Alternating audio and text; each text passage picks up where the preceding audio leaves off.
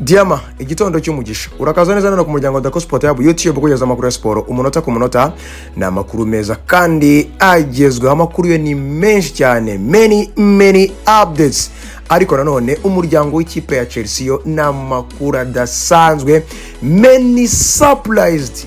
Xabi Alonso akomeje kugenda atungura abakunzi umupira w'amaguru, especially abakunzi b'ikipe ya Chelsea. Chelsea the Blues ikomeje kugenda ikora byinshi cyane, irinjiza abakinnyi, irasohora abandi, ariko noneho itangiye kugenda inatungura bamwe na bamwe mu mupira w'amaguru. Tubaza kuganira kuri Jordan Anderson, Danny Welbeck, Liam Delap, Emmanuel Emega, turaganira kuri Chalobah, turaganira ko bita James Trafford mu muryango w'ikipe ya Manchester City mu Butaliyani, wo bita Pirlo ateje ikibazo gikomeye cyane. Ayo makuru yose mutuje kutumanuka cyane muri kino gitondo.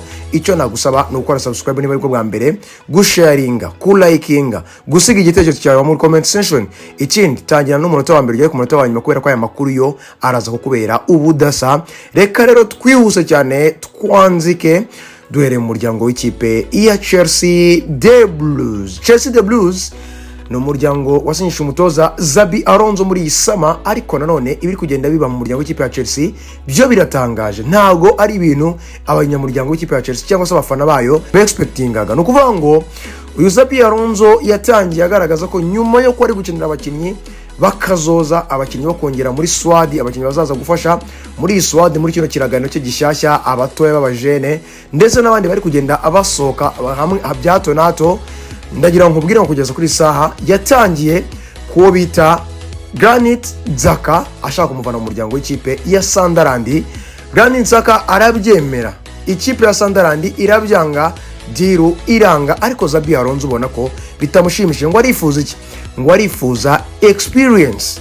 Kugeza kuri saha rero yongeye kwata kuwo bita John Stones, uyu no free agent y'imyaka 32 mu muryango w'ikipe ya Manchester City niho batandukanye. Ariko aka kanya ndagira ngo update nkubwira ko John Stones naye byamaze ko byanga mu muryango w'ikipe ya Chelsea, nyuma yuko Juventus mushatse, nyuma yuko Arsenal mushatse, nyuma yuko Chelsea mushatse, nyuma yuko Inter none imushatse, ikaza itinangiza diru imyaka 2. John Stones miliyoni 4 ku mwaka.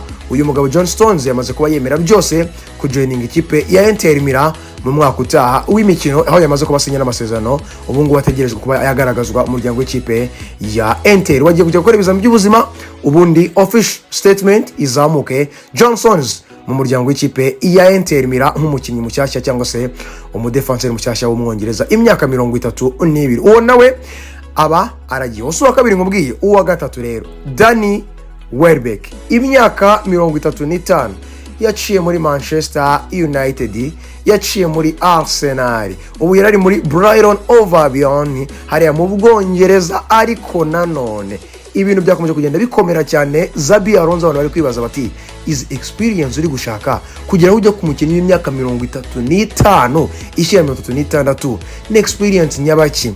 Ahangaha rero niho hazamutsemo inkuru ikomeye cyane ko Danny Welbeck Xabi Alonso aramwifuza cyane kugira ngo azane experience, ubu nararibonye muri barabusatiriza bw'ikipe ya Chelsea. Ngo arimo arabona Joe Pedro ndetse n'abandi bataka bafasha nka Liam Delap, Emmanuel Emega ndetse na Nicholas Jackson. Abo bose ngo bari manque ya experience, ngo arifuza umwataka nka Danny Welbeck, uyu mugabo w'imyaka 35 ngo azane experience mu muryango w'ikipe ya Chelsea.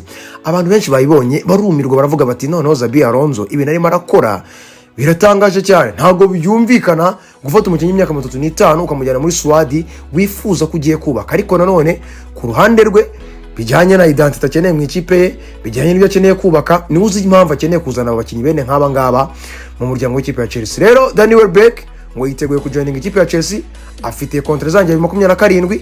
Ariko nanone Danny Welbeck byahise bizamura inkuru ivuga yuko ngo aje kuba backup mu muryango w'ikipe ya Chelsea. Ubwo bisobanuye ko asimbura Joe Pedro. Ariko nanone inkuru yahise izamukamo nuko Liam Delap wavuye mu muryango w'ikipe ya Ipswich mu cyiciro cya kabiri, uyu mwataka wa joins ikipe ya Chelsea mu mwaka ushize. Ikindi kandi Emmanuel Emega yaravuye muri Strasbourg, ariko nanone uyu mwataka n'umwataka ugomba nawe kuba yinjiye muri isama. Aba bose Xabi Alonso yamaze kubatangaza ko ngo baragurishwa.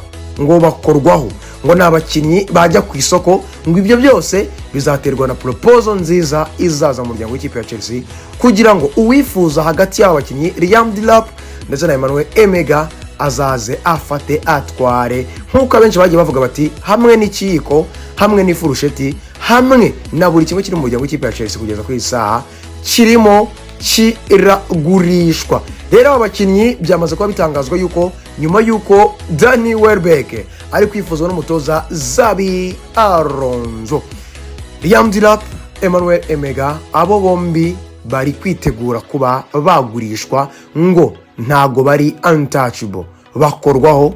Umuntu uzabifuza agatanga proposal nziza, Chelsea izaba ibagurisha muri sama mercato. Twihuza cyane, ntago ari ibyo gusa. Xabi Alonso yatunguye abantu benshi cyane barumirwa byatari. Uyu mugoroba waruhishe byinshi cyane mwabantu mwe. Ikipe ya Chelsea nubwo irimo irakora ibintu byinshi cyane, Maxence Lacroix ikabiri gushaka Pepe Chavaria, ikabiri mirasinyisha abakinnyi benshi bagiye batandukanye nk'abo basinyisha ba Marco Palestra n'abandi benshi bagiye batandukanye, ariko kugeza kuri izi saha birimo biravugwa yuko Jordan Anderson, uyu mwongereza wari uri no mu gikombe cy'isi, uyu wabaye kapiteni w'ikipe ya Liverpool, yagiye muri Saudi Arabia Pro, yagiye muri Turukiya, yaciye ahantu henshi cyane. Jordan Anderson yagiye muri Ajax muri Netherlands, yari mu Buholandi. Uyu mu mediateri, uyu mukinnyi rwose ni mwiza muri profile ibyo yakoze, statue ni nziza byatari mu mupira w'amaguru, ariko nanone kugeza ku myaka 36 amaze kugira, Xabi Alonso nawe yamaze kubatangaza ko n'umwe mu bakinnyi arimo arifuza ko yakinjiza mu muryango w'ikipe ya Chelsea. Abantu benshi bakomeza kwibaza bati ese aba bakinnyi imyaka 36 baje kuba batoza, baje gufasha Xabi Alonso akazi, baje gukora iki mu muryango w'ikipe ya Chelsea, dore ko batanayibaye mu gihe kinini. Iyi experience y'imyaka 36 kugura umukinnyi utazakina ukamujyana muri dressing room kugira ngo ajye kugufasha, ese abakinnyi bo bazagurwa amafaranga ngahe?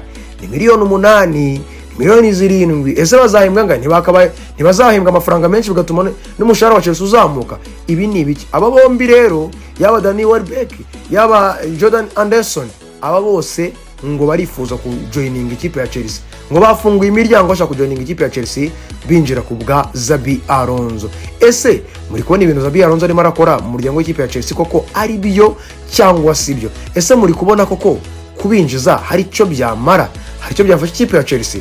Reka twirukanke cyane aya makuru nayakomeje kugenda arara cyane, agenda akomera cyane. Gusa Xabi Alonso akomeje kugenda atungura abanyamupira benshi cyane, ariko nanone nta kundi byagenda, niwe mutoza w'aka kanya. Ikindi kandi mwibuke ko uyu Xabi Alonso ni na manager, ntago ari umucoach, ni manager kugeza kuri saha. Abinjira, abasohoka, imyanzuro n'ibindi byinshi bigiye bitandukanye, Xabi Alonso ni umwe mu babifataho imyanzuro, ndetse niwe ku gasongero ufata imyanzuro ya nyuma. Trevoh Chalobah, ikipe ya Chelsea yamaze kubitera utwatsi. Ikipe yakomeye ibwira ngo miliyoni 30 z'amapaundi n'amafaranga makeya, mwongera amafaranga n'amushaka Trevoh Chalobah. Trevoh Chalobah arifuza kujoininga ikipe yakoma kubera ko yifuza kujoininga ikipe izakina imikino y'I Burayi. Komo izakina UEFA Champions League mwaka utaha. Fabregas nawe arifuza wo bita Trevoh Chalobah w'imyaka 26 mu defenseur wazamukiye mu academy k'ikipe ya Chelsea. Ikipe ya Chelsea yamaze gutangaza ko aya mafaranga ngo ni makeya, irifuza ko Komo yazamura amafaranga. Ni ugutegereza ukareba niba Komo iribuze kuzamura amafaranga cyangwa se Trevoh Chalobah ari buze kuba ajoininga indi kipe izagenda ikomeza kugenda imwifuza. Ayo makuru niyo yari mu muryango w'ikipe ya Chelsea, ariko ndaza kubabwira ko ndi buze kugenda bazamurira inkuru ikomeye cyane mu minsi iri imbere. Ndagushakira amakuru akomeye cyane kuwo bita Mikhail Mudryk washinjwe ibiyobyabwenge. Ikindi kandi ndaza kuba nkubwirana n'uwo bita Enzo Fernandez, ndakubwira urugendo rwe. Byatangiye kunugwanurwa yuko Paris Saint-Germain yinjiye mu biganiro mu gihe Real Madrid yabaye igaragaza ko itari kubyinjiramo neza. Ndaza kugenda macukumbura mbabwire uko bihagaze kugeza kuri izino saha aka kanya. Reka rero twirukanke cyane tugerekeye no mu yandi makuru kuvuga muri uyu mupira w'amaguru. Paulo Maldini ndetse na Leonardo, bombi abangaba abagabo bose bakoraga muri Federation y'ikipe y'Ubutaliyani, bamaze kuba bavuga yuko bagomba kwita batandukana na Federation y'Ubutaliyani nyuma y'iminsi 10 bajoininze iyi Federation. Kubera iki? Bari bemeje ko uwo bita Pirlo niwe wari ugiye kuba umutoza w'ikipe y'igihugu y'Abataliyani, ngo ariko kubera ko president wa Federation witwa Marago yamaze kumenya ko uyu bita Pirlo afitanye umubano n'Uburusiya ndetse n'ibintu by'amabeting yari mu Burusiya. Yamaze kuba yumva ko batakorana mu bijyanye no gutoza ikipe y'igihugu y'Abataliyani. Ibi rero byababaje Paolo Maldini wifuzaga ko yatoza ikipe y'igihugu Pirlo ndetse n'uwo bita Leonardo, uyu mugabo nawe wakoraga muri federation. Aba bombi bamaze gutangaza ko na Pirlo mu ikipe y'igihugu y'Abataliyani nabo ntibazigera baboneka. Aya nayo makuru mbahaye kandi yarayazamutse kandi akomeye hariya mu Butaliyani. Iminsi 10 gusa abagabo bombi barivinze federation y'Ubutaliyani. Ariko mu Butaliyani hariyo uruntu hari ibibazo bikomakomeye. Sinzi umuntu uzajya gukiza bino bibazo by'Ubutaliyani. Bamaze n'ibikombe by'isi bitatu batitabira igikombe cy'isi. Birakomeye cyane kandi ikipe y'igihugu y'Abataliyani buriya ntimwije mwibagirwa iri mu makipe afite ibikombe by'isi byinshi kuko ifite ibikombe by'isi 4. Ikipe y'igihugu y'Ubutaliyani ahantu iri kugana hararendwa mubi n'ahantu habi cyane, ariko no kwisengera tukareba ko ikipe y'igihugu y'Ubutaliyani yagaruka ku gasongero ikongera igahangana. Inkuru ya nyuma ngiye gusorezaho rero bamwita James Trafford. Uyu ni umugardien w'ikipe ya Manchester City wazamukira no mu academy, baramutije ava mu ntizanyo aza mu muryango w'ikipe ya Manchester City muri iyi mercato yashize ya sama aza, ariko bahita bagura Donnarumma. Bakimara kugura Donnarumma, uyu mugardien yongeye kubura umwanya mwinshi cyane wo gukina. Ariko rero uyu mugardien yagaragaje performance nziza ku mukino wa nyuma wahuyemo n'ikipe ya Arsenal muri Carabao Cup, aza no kwitwara neza. Ariko uyu mugardien yakomeje gupushinga avuga ngo ntago mbona umwanya wo gukina. Ikipe ya Leeds rero yamaze kubitangaza ko kuri miliyoni 40 yamaze kuba yemera ko iza gusinyisha James Trafford. James Trafford nawe yamaze kuba yemera ko agomba kuyijoininga muri isama. Ikindi kandi ngwini rikoro muri Leeds bagiye gukora miliyoni 40 z'amapaundi niyo mucyo ugiye guhenda mu ikipe ya Leeds. Ikindi kandi kigiye gukomera cyane nuko uyu mugabo ngo agiye kuma amasezerano maremare mu muryango w'ikipe ya Leeds. Manchester City rero igomba gusubira ku isoko gushaka umugardien mushyashya wo gufasha wo bita Donnarumma. Nuvuga ngo rero ayo niyo makuru yaraye muri uyu mugoroba washize. Icyo nagusaba rero ni ukomeza gukora subscribe no gukomeza gusharinga cyane bikagera kure. Icyo nagusaba kindi gikomeye likinga, siga igitekerezo cyawe muri comment section. Ndagushimira cyane warebye ikiganiro kirangiza. Ikindi kandi ndakwibutsa ko ni Dako n'umuhondo mwigi merikire muri bombe Diama. Mama Watch Football is always my life. Nadako naruhago Imana ikomeza kubana nawe. Amakuru ya siporo yo nakagaruka. Iyi yari Chelsea na Xabi Alonso bakomeje kugenda batungura isi y'umupira w'amaguru. Bye bye. Ciao ciao. Hasta la vista. Bye bye.